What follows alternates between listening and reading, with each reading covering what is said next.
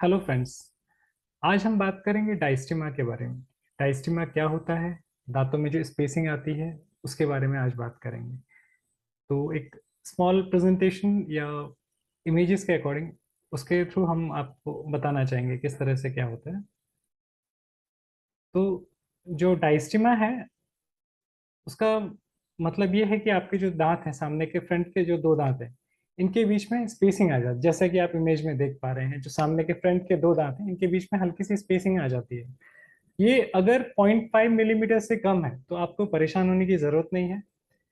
और ये बहुत कॉमन है या काफी लोगों में हो जाता है। बचपन में एडल्ट्स में भी होता है, बच्चों में भी होता है। बच्चों में अगर स्पेसिंग आती है तो वो जैसे ही उनके परमानेंट टीथ इरप्ट होना शुरू होते हैं, दांत आना शुरू होते हैं, तो वो स्पेस है वो ऑटोमेटिकली क्लोज हो जाता है। जैसे ये स्पेसिंग है डायस्टेमा, तो इसके कई सारे कारण होते हैं जिस वजह से ये आता है। इसमें कोई ऐसा मेडिकल ट्रीटमेंट की रिक्वायरमेंट नहीं है अगर आपको कोई प्रॉब्लम इससे नहीं आ रही है। बट हाँ, इससे प्रॉब्लम आ सकती है क्योंकि इसमें दिक्कत ये आती है कि जो जैसे सामने के दांतों के बीच में स्पेस है, तो स्पेस जब बन जाता है तो वहां पे आप प्लाक, जो आप कहते हैं खाना वगैरह खाते हैं, तो वहाँ बैक्टीरियाज हार्बर होने के चांसेस रहते हैं। वहाँ मतलब बैक्टीरियल कॉलोनीज फॉर्म होने के चांसेस बढ़ जाते हैं क्योंकि वो पोर्शन पूरी तरह से क्लीन नहीं अच्छे से हो पाता है। वहाँ नंबर ऑफ बैक्टीरियाज बढ़ जाते हैं, सड़न शुरू हो जाती है, गम्स में इश्यूज आते हैं। तो ये एक चीज है। और मेन जो लोग इसका ट्रीटमेंट करवाते हैं वो करवाते हैं कॉस्मेटिक रीजन की वजह से, उनका अपीयरेंस, उनका लुक, उसकी वजह से। या फिर थर्ड रीजन ये हो सकता है कि उनकी जो स्पीच है वो क्लियर ना हो।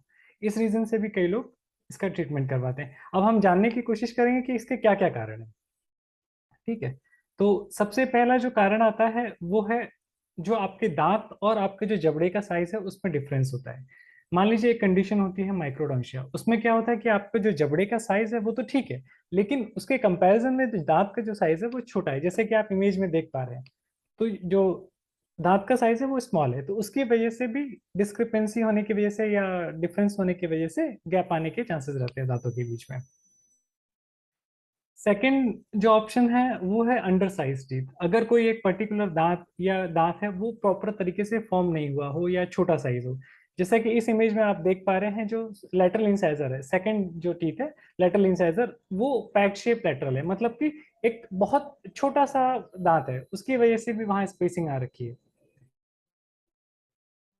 तीसरा जो है वो है मिसिंग टीथ। हो सकता है कि कोई ना कोई दांत आपके में मिसिंग है, जैसे कि काफी लोगों में ये देखा है और मेरे पास भी कई सारे ऐसे केसेस आते हैं जिसमें आपके साइड की जो लेटरल इंसाइजर, जैसे सामने के जो दो दांत हैं ये सेंट्रल इंसाइजर्स हैं, उसके साथ में जो आते हैं कैनाइंस और सेंट्रल के बीच में लेटरल इंसाइजर्स बोलते हैं, कई बार वो बाई बर्थ ही मिसिंग हो, दांत हो ही ना, तो उसकी वजह से भी स्पेसिंग के चांसेस हो जाते हैं। नेक्स्ट है फ्रीनल अटैचमेंट, जिसकी वजह से दांतों में गैप आता है। अब फ्रीनम होता क्या बेसिकली, आप जैसे अगर अपना लिप रिफ्लेक्ट करके ऐसे करके देखेंगे तो एक मांस की पतला सा धागा टाइप या फाइबर टाइप बीच में फॉर्मेशन दिखाई देगा। तो ये कई पैटर्न होते हैं, कई बार ये सिर्फ म्यूकोसा में अटैच होता है, कई बार ये मसूड़े के साथ अटैच होता है, और कई बार ये आपके जो तालू है अंदर वहां पे पेपिला के साथ में अटैच होता है। तो ये डिफरेंट कई तरह का लिवियल फ्रीनम अटैचमेंट होता है, जैसे ऊपर में भी है उससे से नीचे भी होता है। जैसे यहाँ ऐसे करेंगे तो सेंटर में आपको दिखाई देगा। कई बार टंग टाई के इश्यूज आते हैं, मतलब कि आपकी जीभ बंदी होती है, आप स्पीच क्लियर नहीं होती बच्चों में कई बार, तो उसमें भी रीजन है कि जब आप लिफ्ट करेंगे टंग को तो वहां भी देखेंगे, वहां भी एक पतला सा फ्रीनल अटैचमेंट होता है। बट सामने के दांतों की हम बात करें ऊपर के, तो उसमें ये दिक्कत तब आती है जब आपका जो फ्रीनम का साइज है वो काफी ज्यादा ब्रॉड हो, थिक हो, साथ में इसके जो फाइबर्स हैं या इसकी जो मसल्स कह लीजिए, वो अटैचमेंट है वो बिल्कुल पैलेट के अंदर तक आपका जा रहा हो। जैसे कि आप दूसरी वाली इमेज में नीचे की तरफ आप जो देख रहे हैं, उसमें जो अटैचमेंट है वो फाइबर्स का नीचे की तरफ जा रहा है, अटैच हो रहा है। तो एक ये कारण भी हो सकता है लिवियल फ्रीनम अटैचमेंट की वजह से आपके दांतों में गैप आने का। नेक्स्ट है पैथोलॉजिकल माइग्रेशन, या मान लीजिए जो एडल्ट केसेस हैं। ठीक है, एडल्ट केसेस में क्या होता है, कई बार हाइजीन मेंटेन नहीं करते हैं, उनको पायरिया की शिकायत शुरू हो जाती है। जब पायरिया वगैरह की शिकायत शुरू हो जाती है तो जो दांत को सपोर्टिंग हड्डी है बेसिकली वो वीक हो जाती है। वीक होने की वजह से क्या होता है, उसमें ना नीचे के दांत जैसे हिट करते हैं तो वो फ्लेयर अप होते जाते हैं। जैसे आपने काफी लोगों को देखा होगा 50s या 60s में उनके दांत जैसे पहले बताते हैं कि थोड़े से हल्का सा गैप था, जैसे जैसे एज बढ़ी उसके साथ में दांत थोड़ा सा बढ़ता चला गया। उसका रीजन यही होता है कि उनके जो गम्स हैं वो वीक हो जाते हैं, उनकी जो हड्डी है दांत को सपोर्ट करती है वो वीक हो जाती है, और वो टंग की प्रेशर से या कई बार उस तरह से माइग्रेशन होता है। तो इसको पैथोलॉजिकल माइग्रेशन इसलिए बोलते हैं, क्योंकि बोन लॉस की वजह से ये दांत माइग्रेट हो गया।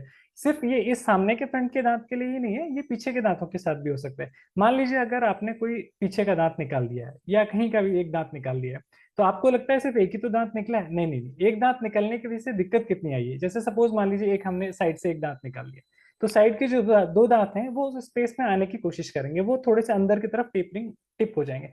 साथ में उस साथ वो जो दांत है उसके अपोजिंग जो टीथ है उसको भी स्पेस मिल जाता है।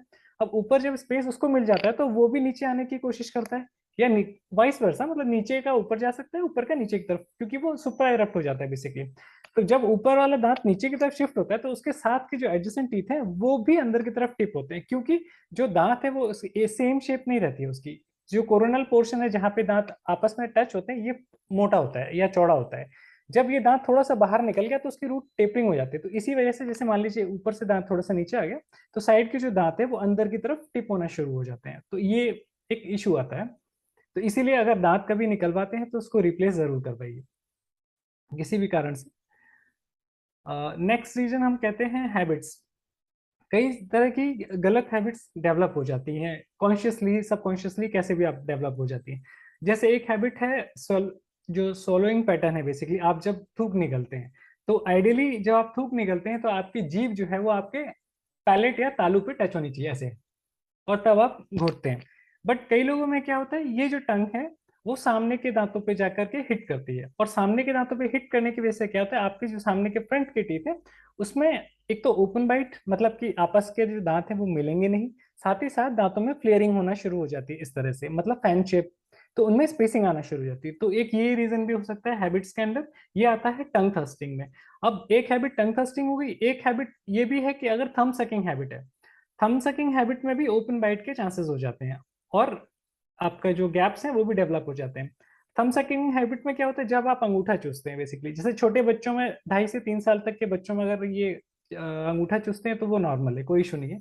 बट अगर उसके बाद भी वो कंटिन्यू रखते हैं तो उसकी वजह से उनका जो मस्कुलेचर है उसके ऊपर काफी ज्यादा दिक्कत आती है। जैसे अंगूठे का ये जो भाग है, जब वो पैलेट की तरफ प्रेस करेगा तो ये सामने का जो पोर्शन है वो काफी आगे की तरफ उठ जाता है, ऐसे छज्जे की तरह निकल जाता है। इसी तरह से जो अंगूठे के पीछे का जो पोर्शन है ये आपका जो नीचे के दांत हैं इसके ऊपर हिट करता है, और नीचे के दांत हैं वो अंदर की तरफ टिप हो जाते हैं। साथ ही साथ क्योंकि अंगूठा बीच में आता है तो दांतों में ओपन बाइट की प्रॉब्लम भी आ जाती है, ओपन बाइट भी होती है, साथ ही साथ दांत फ्लेयर अप हो जाते हैं। तो एक ये भी रीजन है जिसकी वजह से दांतों के बीच में गैप आ सकता है। अब ये सारी चीजें हैं, ये अगर आप मान लीजिए ट्रीटमेंट करवाते हैं इसका, कई सारे तरीके से ट्रीटमेंट भी है, मैं आगे वीडियोस में आपको बताऊंगा क्या क्या ऑप्शंस हमारे पास में। लेकिन सबसे बड़ा और सबसे इम्पोर्टेंट जो जरूरत जिस चीज की है वो ये है कि आपको पता होना चाहिए कि आप किस कारण ये आपको दांतों में गैप आ रहा है, उसके पीछे का कारण क्या है। मान लीजिए अगर आप ब्रेसिस ट्रीटमेंट करवा लेते हैं, और ब्रेसिस ट्रीटमेंट करवाने के बाद में दोबारा से ये कंडीशन या ये सिचुएशन रिकर हो सकती है, अगर गैप दोबारा से डेवलप हो सकता है, अगर उसका आप प्रॉपरली जो इटियोलॉजी थी बेसिकली जिसकी वजह से हुआ है, चाहे वो अंगूठा चूसने की वजह से हो, चाहे थंब सकिंग हैबिट की वजह से हो, या जो भी कारण है, तो वो कारण हमें खत्म करना पड़ेगा। तो वो हैबिट ब्रेकिंग अप्लायंसेस वगैरह कई सारी चीजें होती है जो हम बचपन में देते हैं, बड़ों के लिए अलग चीज है, छोटे बच्चों के लिए अलग है। तो उस तरह से अब कुछ केसेस मैं आपको दिखाऊंगा, और मुझे लगता है आप देख के आपको अच्छा लगेगा कि पहले की उनकी क्या सिचुएशन थी, बाद की क्या सिचुएशन है, और मैं कोशिश करूंगा उसमें फैक्टर भी आपको बताऊंगा कि किस वजह से उनके दांत इस तरह से हुए थे। जैसे ये वाला जो आप केस देख रहे हैं, इनके दांतों में ओवरऑल सभी दांतों के बीच में हल्की हल्की स्पेसिंग है। तो ये जो केस है ये माइक्रोडोंशिया का केस है, मतलब कि जो आपको बताया था जॉ जबड़े का और दांतों का रिलेशन जो है उसमें डिफरेंस है। साइज जो दांतों का है वो छोटा है as compare to the jaw. तो ये उसकी वजह से हुआ था, इनका ब्रेसिस का ट्रीटमेंट चला, एंड उसके बाद में आप देख सकते हैं स्माइल एनहेंस हो गई यार, और दांतों के बीच में कोई स्पेसिंग वगैरह नहीं है।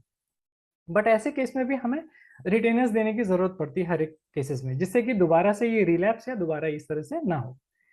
अब ऐसा नहीं है कि ये सिर्फ बच्चों तक लिमिटेड है, बड़ों का भी इसी तरह से ट्रीटमेंट हो सकता है। अगर आपको पायरिया की शिकायत नहीं है, आपके दांतों में अगर मसूड़े ठीक हैं, गम्स हेल्दी हैं, और बोन सपोर्ट अच्छा है तो आप भी अपना ट्रीटमेंट करवा सकते हैं, अगर आपके दांतों में अगर स्पेसिंग है। जैसे इनकी आप एज से तो आपको आइडिया लग ही रहा होगा, ठीक है, एडल्ट केस है। अब इनके दांतों में जो गैपिंग का इशू था ये टंग थ्रस्टिंग हैबिट की वजह से था, इनको नहीं पता, बट सबकॉन्शियसली वो टंग की जो पोजीशन थी वो हमेशा सामने के दांतों पे पुट करती थी, लगाती थी, उसकी वजह से दांतों में हल्का सा स्पेसिंग सामने के दांतों पे आता जा रहा था, और एज के साथ ही थोड़ा सा बढ़ता जा रहा था, बेसिकली थोड़ा पेरिडोंटल थोड़ा सा कॉम्प्रोमाइज थी उस वजह से। तो आप इनकी स्माइल से आप कंपैरिजन कर सकते हैं कि हाउ कॉन्फिडेंट शी इज, ठीक है। नेक्स्ट केस जो है ये भी इसी तरह से, अब इस केस में जो था इसमें दो चीजें थी, एक टंग थ्रस्टिंग हैबिट थी, जो जीभ थी वो हिट करती थी, साथ ही साथ एक फ्रीनल अटैचमेंट का भी इशू था, जो आपको बताया था कि लिप के नीचे जो थ्रेड टाइप जो होता है उसकी वजह से भी था। तो ऐसे केस में हमें ट्रीटमेंट इनका जब किया तो हमें वो जो फ्रीनम था उसको भी हमें निकालना पड़ता है, वो जो जो मांस का जो पतला सा जो लेयर होती है या थिकनेस जो है उसको भी हमें कट करके निकालना पड़ता है, जिससे कि दोबारा से ये रिलैप्स या इस तरह से ना हो। और आप स्माइल में चेंज देख सकते हैं, चेहरे पे स्माइल देख सकते हैं, कितना कॉन्फिडेंट स्माइल है, राइट। ये भी जो केस है ये भी टंग थ्रस्टिंग का ही केस है। इसमें भी पेशेंट जो था वो सामने के दांतों पे हिट करता था टंग, जिसकी वजह से दांतों के अंदर फ्लेयर अप्स हो रहे थे। तो ये भी एडल्ट केस है। तो कोई रिस्ट्रिक्शन नहीं है, अगर आपकी गम्स कंडीशन ठीक है, बोन की कंडीशन ठीक है, वो एक्सरे में पता चल जाता है। अगर वो ठीक है तो adult cases can also go with this treatment, this is treatment. Video मेरा अगर इन्फॉर्मेटिव लगा है तो लाइक ज़रूर कीजिएगा, सब्सक्राइब ज़रूर कीजिए और अपने दोस्तों तक शेयर कीजिए जितना हो सके। हाँ, बेल आइकन ज़रूर प्रेस कीजिएगा, मैं इस तरह के वीडियोस आगे भी लेके आता रहूँगा। अगर आपको कोई क्वेरी है तो आप मेरा जो कॉन्टैक्ट नंबर है या मेल आईडी है इस पर आप मुझे शेयर कर सकते हैं, मैं उसको रिजॉल्व करने की कोशिश करूँगा। Thank you so much.